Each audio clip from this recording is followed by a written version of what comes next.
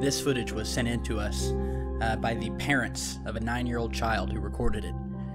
Apparently, this craft had been following this child from overhead for weeks, and the parents didn't believe the child when the child came and told them about it, because anytime the parents eventually came out and looked, they were unable to view this craft. It was almost as if this craft had made itself invisible to the parents and only visible to the child, who was, needless to say, very frightened by this thing.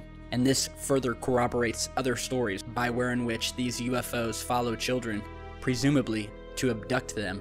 And this craft was luckily caught on video by the child, who had ran in to get their parents' cellular phone, ran back out, started recording the craft in mid-flight. You can see the craft shapeshifts, it changes direction, it stops in thin air, before finally dematerializing into thin air. This craft was also witnessed by a second source, the neighbor of the original source, who was across the street doing yard work outside, who also saw the craft and pulled their camera out for a quick last-minute photograph directly before the craft dematerializes. And you can see that in this image here shows the very clear capture of this craft, which is extremely mysterious and apparently had been following this child for weeks, seen outside above in the sky daily by this child, and only seen by this child.